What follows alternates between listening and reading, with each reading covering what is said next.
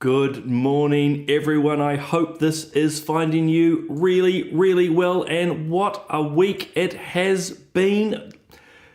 Don't even know where to start. Just give me 10 seconds. I'm just looking at my comments and making sure that they fire up for you. Otherwise, I'm going to head back to my usual...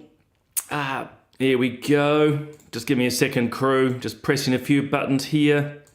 And we are good to go. As I say, I want to be able to get your questions through.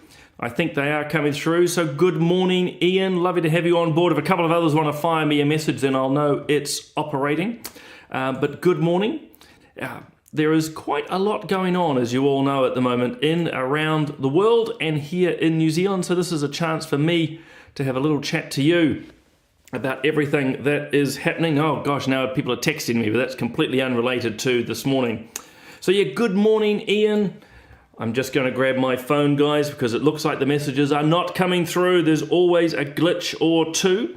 But the great thing about the internet is I'm able to access it through other systems. So that is a really, really good thing. So welcome, welcome, welcome.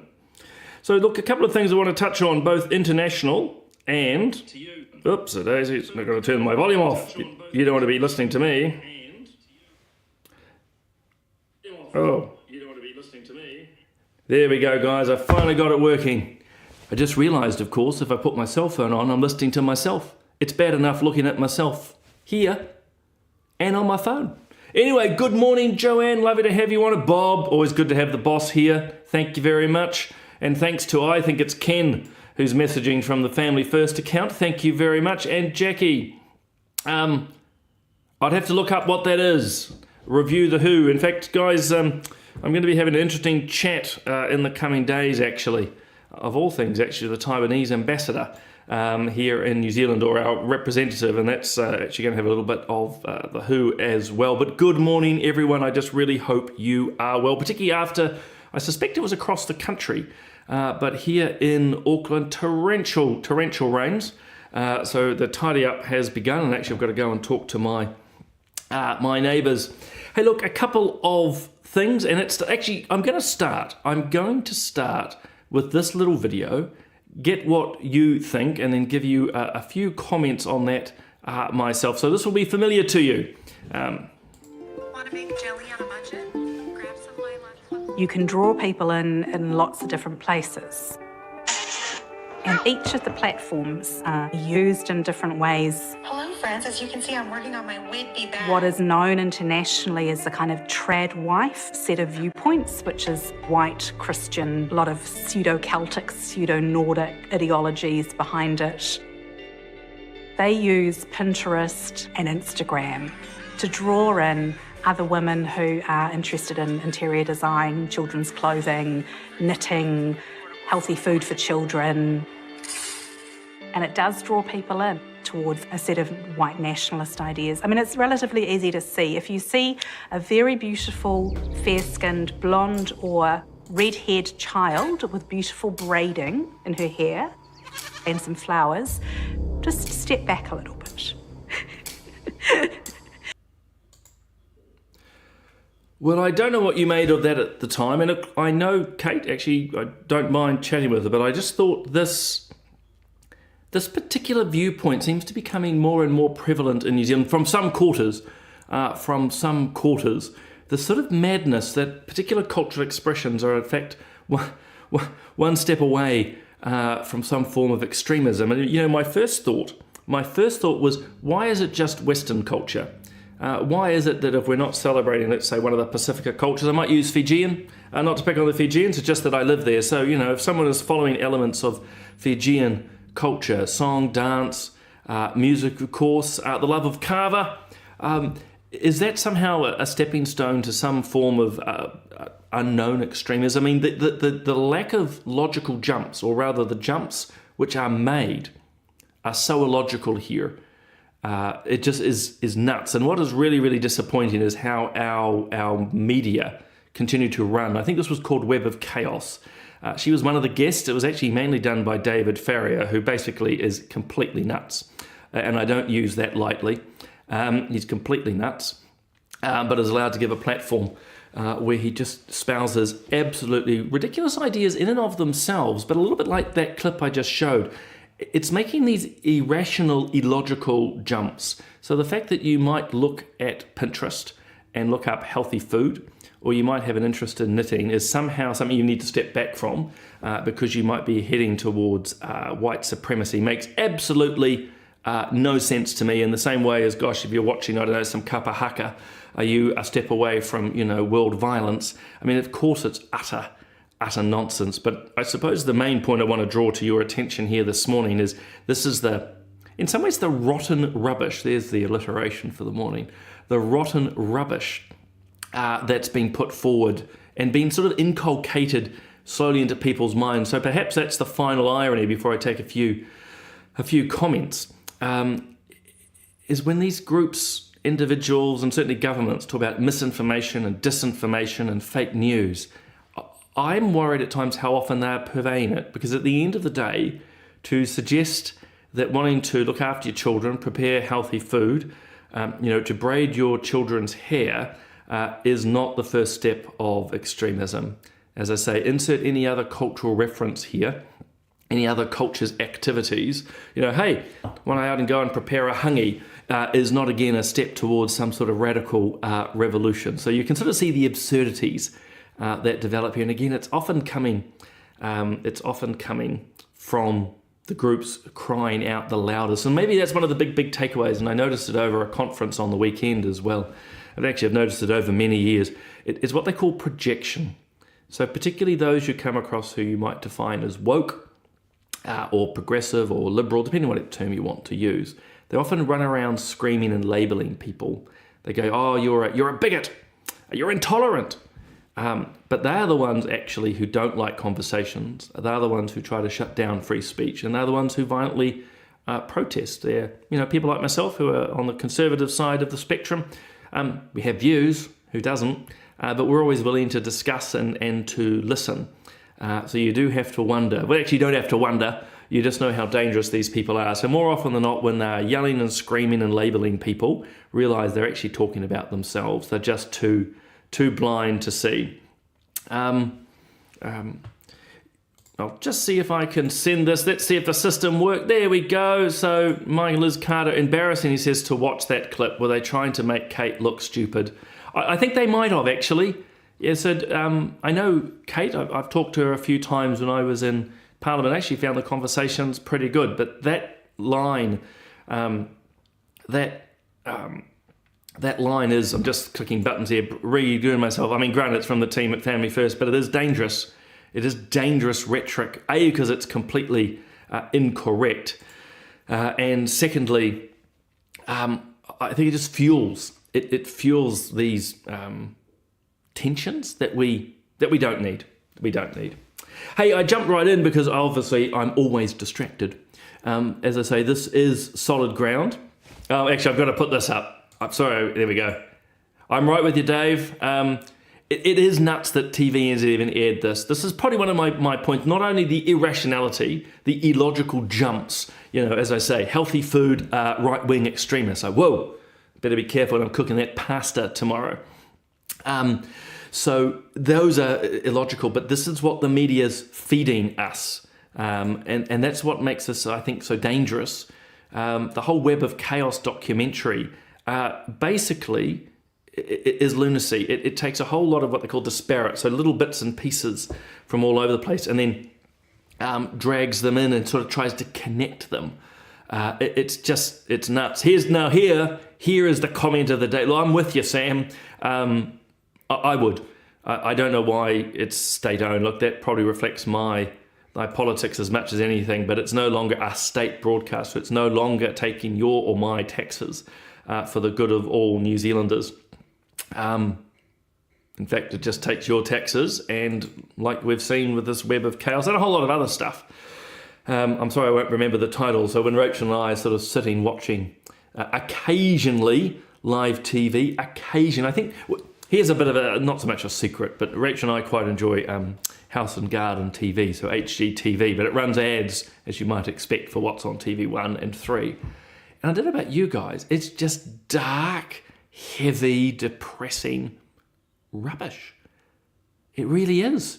And I'm not just talking about maths, is it Married at First Sight sort of dribble, but it's just even some of the documentaries. It's heavy, it's dark, and then you wonder why society, amongst many reasons, is sad and depressed. So yes, that's Sell TVNZ.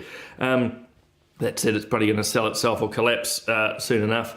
Here's another. Look, these guys are on fire today. As I put up mics and you can read it. Long and short, guys, solid ground, as I was meant to say at the start, is meant to be a clever double entendre. Obviously, solid ground in terms of coffee, but a conversation on the issues of the day and the week, which crossed my mind, where we come at it from a good solid perspective, the ground of sort of faith and values and ethics and good philosophies.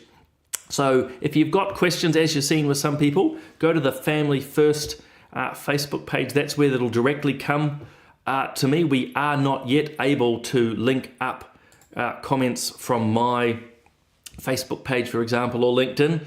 Technology is amazing. In fact, one of these days I'll see if I can do a sort of a screenshot for you or a video of what I see. So I'm surrounded by windows and inputs here to run this little production, which is pretty cool, I have to say.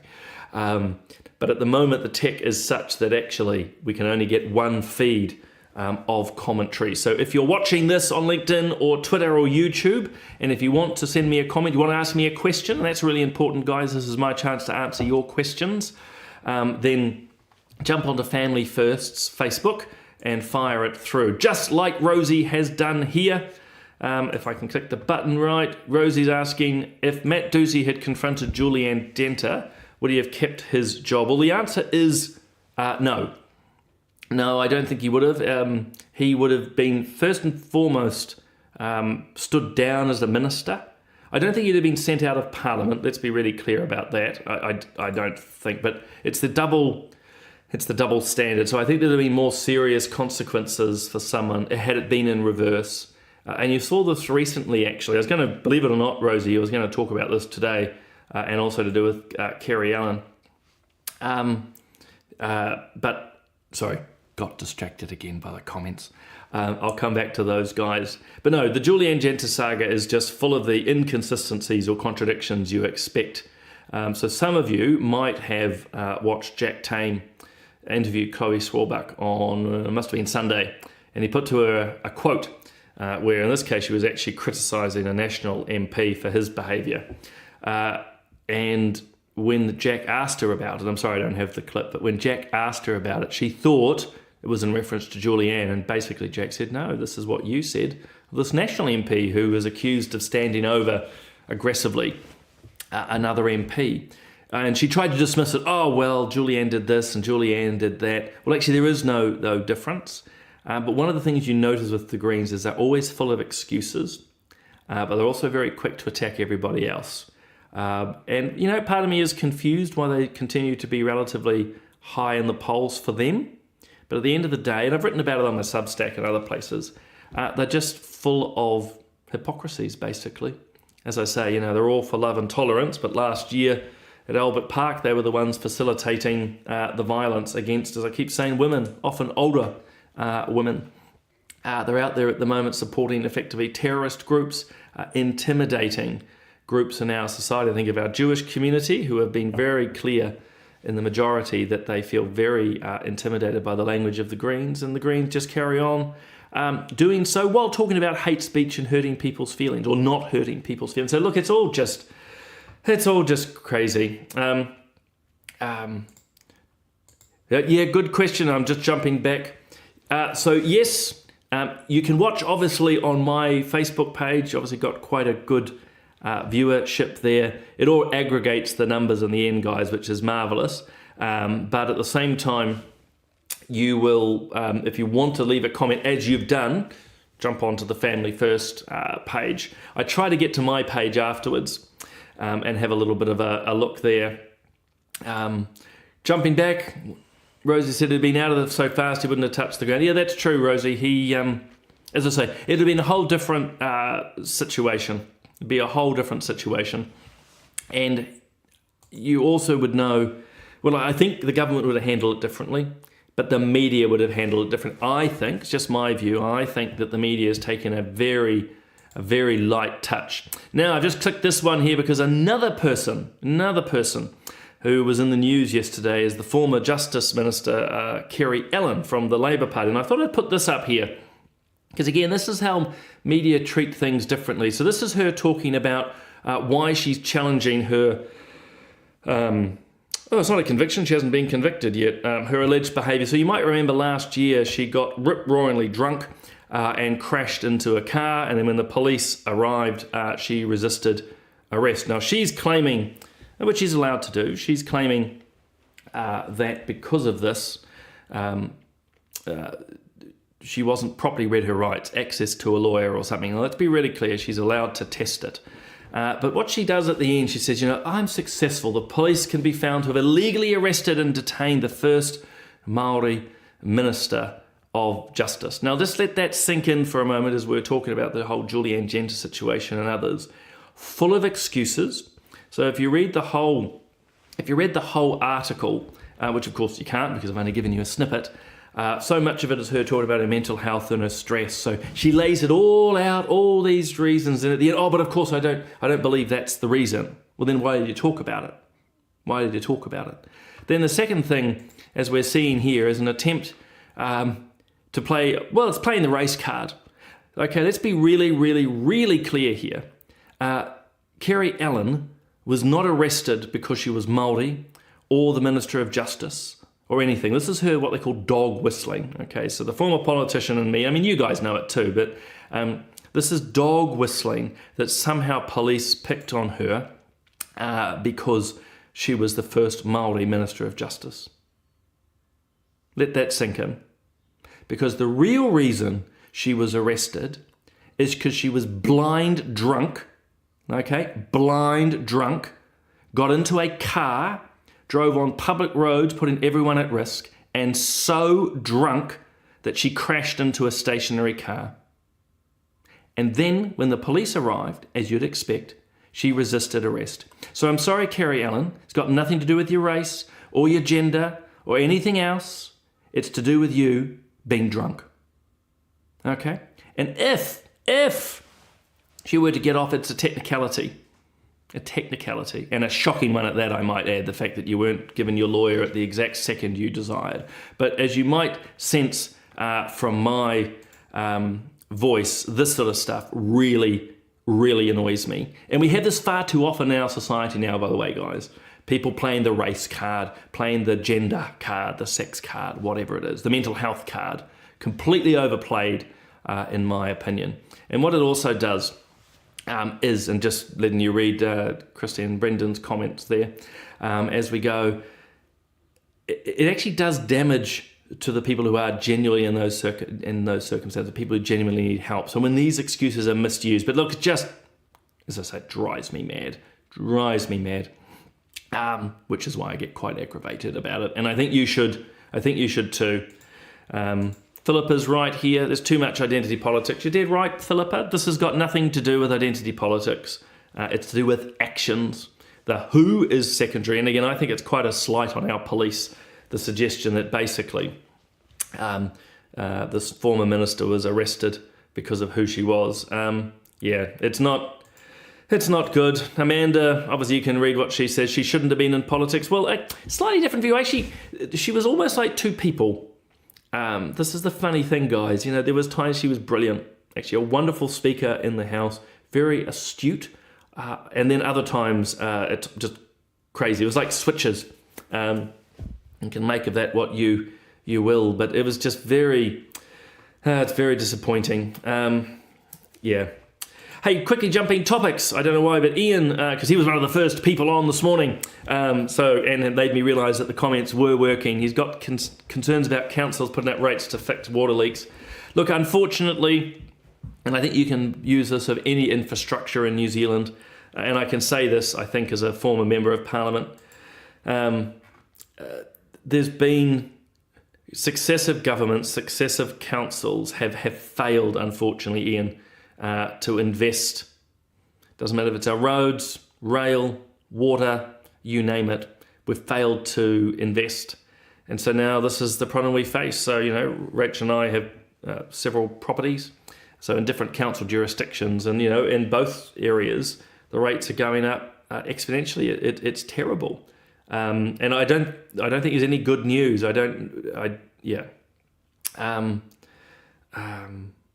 It just doesn't make any. Well, no, it does make sense to me actually. It's just that underinvestment, and we're going to pay for it, and we're going to pay for it for many years. I mean, it's not so much the flip side, but remember when they got the whole fibre. Most of us have fibre now. That was actually solid, good government and focused investment. But we haven't done that for water. So where I live in Auckland, the pipes are always bursting. It literally, they fix one area and it's like squeezing the balloon. Then it goes and bumps elsewhere. All a bit funny. Back to this comment because it makes sense. Mike saying it shouldn't really matter who you are. You broke the law. Exactly right. There are inequities in the law, but the Kerry Allen case is not. Ian's saying it's their problem. Well, it's not our problem, it's theirs. Well, on that one I have to disagree. This is to do with the water. In a sense, we own the water infrastructure through these, be it companies like Watercare in Auckland, or through our councils. So they get all their money and their power from us. So, they should be the one fixing it. But ultimately, Ian, they're going to be coming back out. Oh, this is going to be the comment for me so far of the day, with no offence to anybody else's. Dare I say it, actually, the Kates and Davids of the world can be worried about this, but some of my friends, my stepdaughter's friends, and that have been making jewellery of late, and even some knitting. Now, I don't fully understand why, but they are. Do I need to report them to the police or the SIS? Of course, I'm not. I mean, this is just how it's absolutely. It's just absurd. And as I said right at the start, I know I'm sort of bookending this around, guys, but fundamentally, it's just so absurd, and yet our media run this stuff. This is what's, I suppose, a bit of the theme today, is just what drives me mad. Yep, I mean, I'm sorry to hear it's the same in the Wairarapa. We've got a place down in Tauranga, it's the same. So everywhere you go, and it's unfortunately, as I was saying to Ian, this is just years and years and years of underinvestment. So guys, don't take this as a left, right, blue, red comment. Multiple governments have failed. And I used to say publicly in speeches and stuff, particularly in the health space, people say, well, why don't we fund more, say, pharmaceuticals, for example? And you go, well, part of the reason is, it's much easier for the politician to turn up and cut the ribbon on a big hospital, which you can all see. And the same, open a big new playground. No one opens a water pipe. So, these are the little, psychological conundrums. The MPs, the councillors want the big, visible, immediate projects. It's not so sexy, for want of a better term, at 8:30 in the morning, to be, funding water infrastructure. They don't get the same kudos at times. And Philippa, they should be to core business. I'm forever amazed how much they're funding.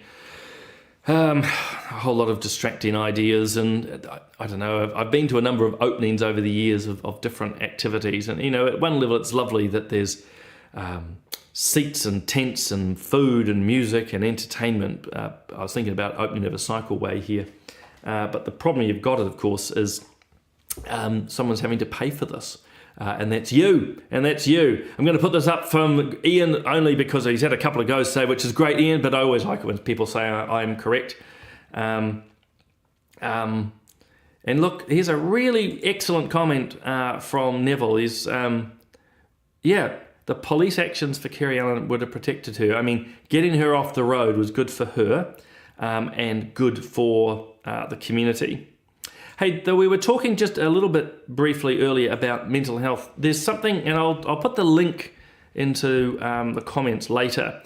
This was in the Herald 2 days ago.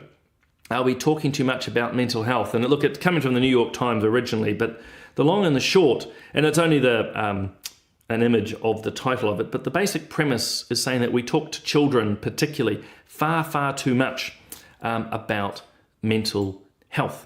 And I think it's actually in Jonathan Haidt's book, The Anxious Generation, in the early pages. By the way, Jonathan's coming to the Forum on the Family that Family First runs in a few weeks' time. He's phenomenal. But he says that actually when you're sitting all these kids down, some will have mental health issues, but when you're sitting all the kids down on the mat, particularly, think like 5, 6-year-olds, asking them to express their feelings, you create a perverse dynamic where actually you begin to draw things out which didn't need to be drawn out, and in a sort of strange way, a hypersensitivity. And Jonathan and others in this article argue that actually too much of this is actually causing our young ones to be much more depressed and anxious. And now I've done a little bit of psychology at university, not much, but for better or worse, I've spent a lot of time with people over the years counselling and supporting, and I tend to agree with this.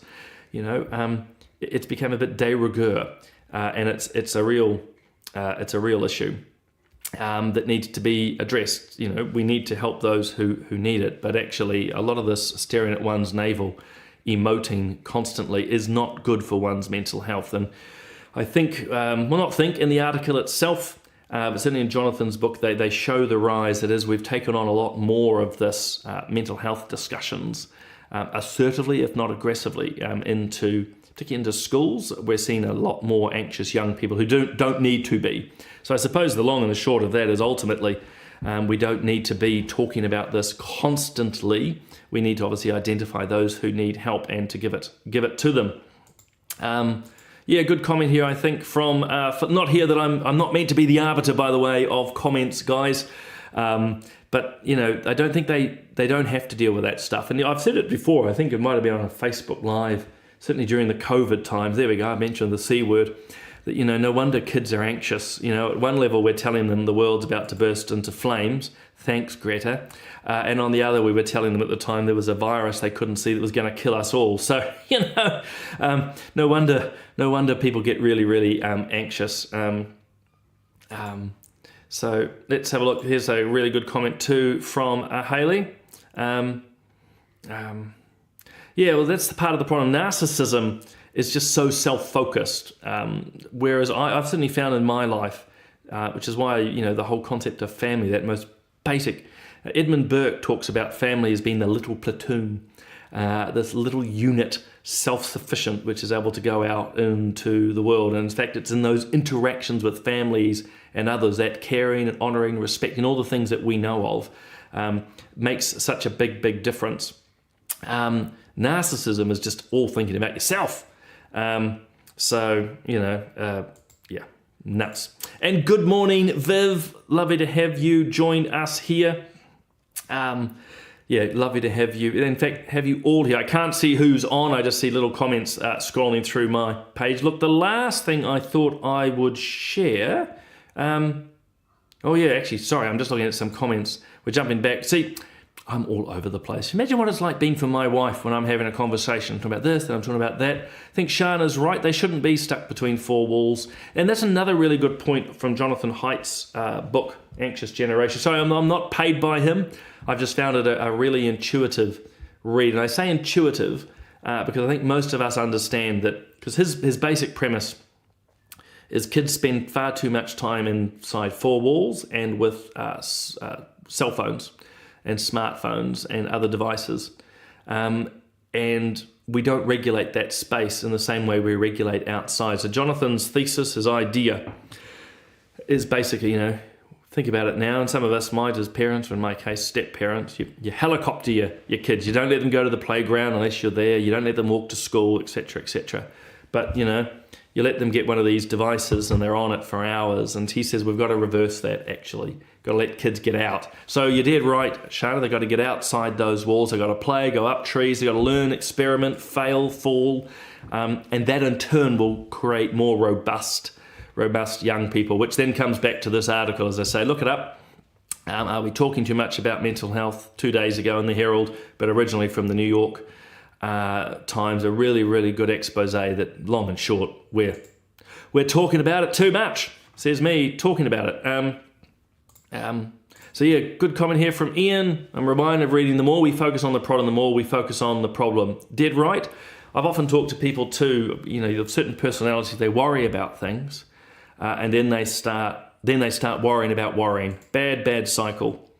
Hey, before I sign off for the day, a couple of one other Two things. Sorry, I will go slightly longer because I had a question. I apologise. That was DM'd to me into two questions. God, that's okay. I'm getting. I'm going to put this up here. You can all see that.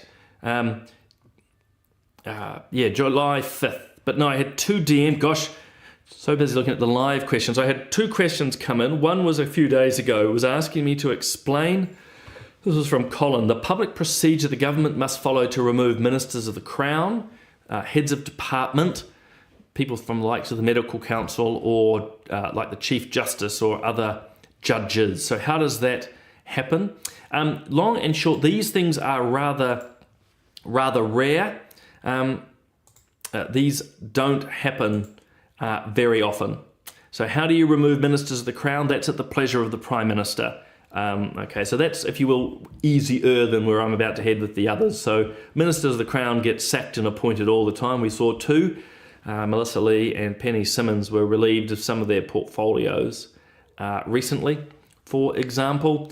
Heads of government departments, so, the head of the Ministry of Education, Social Development, they work at the pleasure of the minister. So pretty much, Colin, the ministers can sack a CEO or chief executive. Relatively rare, it's highly disruptive, but it does happen and it can happen. When it comes to people like judges, ombudsmen, parliamentary commissioners, they have a greater independence. So long and short, I won't go into it too much because we're going to go over time or well over time. It's very difficult to remove judges, ombudsmen, parliamentary commissioners. They are appointed by the Governor-General, granted, recommended by a minister, but there's sort of convention really, Colin, that you don't just remove those guys. It would be seen as politicising, say, in this case, the judiciary. And so if we take even a further step back, I personally don't like some of the things that judges are doing as saying. I'm very worried about the activism in the Supreme Court. They recently inserted tikanga as the first law in New Zealand, which makes no sense whatsoever. But I don't equally want to see judges being, like they are in America, appointed and removed politically. National comes in and puts in its judges, Labour comes in and puts in its judges. That would be very, very problematic.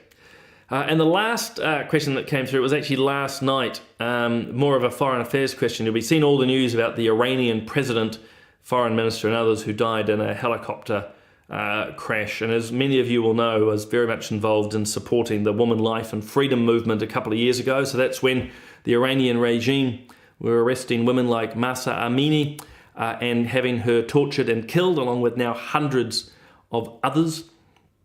So, the fact of a human life being lost is sad in itself, but if you're speaking from a political context, and to those who asked me the question last night, I don't weep for the death of this Iranian president and others. They were part of a tyrannical and near evil regime. This was the Iranian regime run by, the Islamic Republic, run by clerics, is a dictatorial theocracy. They brutalize their own people. And they are very much involved with much of the violence that we see in the Middle East. So when you see the violence in Yemen, that's sponsored by Iran. When you see the terrorist group Hamas, which sadly a number of people in New Zealand, John Minto and his friends, seem to support. Hi, John, if you're watching, I doubt it. But, they are sponsored by Iran. So I don't weep for the death of this man beyond that of a loss of a life. He's been part of, an evil, tyrannical regime. As a friend texted me this morning, sic semper tyrannis, so be it to all tyrants. So no tears been shed by me, and I know from a lot of my Persian and Iranian friends, in some ways they're celebrating. I mean, this is not going to end the regime, but as you also know, and New Zealand has still failed to do, we need to designate the Islamic Republic Revolutionary Guard, the IRGC. So it's the military arm of the Iranian regime, a terrorist organization. As I say, they are supporting, funding the likes of Hamas, Hezbollah, what's happening with the Houthis in Yemen. They are often, like with Russia and others, in behind a lot of this. So not sad at all. Not sad at all. And yeah, look, exactly, Storm. A lot of Iranians will not be sad. This was a cruel man. So again, I want to really be clear, because this is family first. The death of any person in and of itself is sad, but in terms of what this man represented, good riddance. Which is not particularly optimistic or positive way to finish, so I apologise for that. you can all tell me off later. Yeah. Well, this is exactly the point, Amanda. Look, the whole Middle East thing, maybe I can do a talk on that at another point. It is complicated, but it's extremely sad to see so many people. I suppose it's one thing to support Palestinians. What's happening to the innocent civilians there is terrible. But the wider context is a terrorist regime sponsored by Iran, and we don't seem to hear much of that, which is what I find extremely disappointing. Hey guys, I better end there. There's a whole day ahead of us. So look, delighted you could join me again on Solid Ground. This is our second episode. I'm still ironing out a few of the bugs. I can see I obviously have a little green screen behind me. I would love the background to be my house, but you can see I'm getting a little fuzzy at places, which is probably to do with my lighting, because I am absolutely hopeless. So little bugs I'm still ironing out, but lovely to have you join me. As I say, we're here every Tuesday morning from 8 a.m. for about 30 minutes, here to take your questions and thoughts. So for those of you listening, particularly jump on to the Family First page, or obviously put comments wherever you can, and I'll try to get to them beforehand. But for what's happening at the moment for Marie and others who I'm putting their comments up at the moment, these are people coming through the Family First Facebook page. So jump on there, send me your messages, and then, like I've been able to do with Colin and others, respond, which is brilliant. So loving all that you guys are doing and saying, and this will just build. So let me know what's on your mind. As I say, every Tuesday live at 8 a.m. I've got some other exciting news coming up in the next few days. I can't tell you, but it also involves me speaking. God forbid, many people say. But yeah, some more news coming that way. But look, stay tuned to what Family First is doing. There's a whole lot of other media that we do. There's Straight Talk on a Monday night. You've got Tumby Stour's Pulse Point. Please check that out. Obviously, Solid Ground. And as you saw a bit earlier, we've got the Forum on the Family on July 5th, if I've got that right. I can put that up there. So look, know that you can come along to that. You'd be very, very welcome. Register, I think it's forumonthefamily.nz. But if you're not sure, message me. I'll message back. Thank you, Trish. Thank you, everyone. And Jackie's saying for me to get back to her. Jackie, I will look back on the comments and see what you said. I apologise to anyone I missed. You might imagine it's just scrolling past me at length here. Anyway, guys, you have someone's now just text messaged me. Thank you, Matt. Nice to have your message as well. It's coming from all sides, but I can also hear my family moving about in the house. So this wouldn't be a Family First presentation if I wasn't first putting my family forward. So guys, have a wonderful day. Lovely to see you. I'll see you again next week at 8 a.m.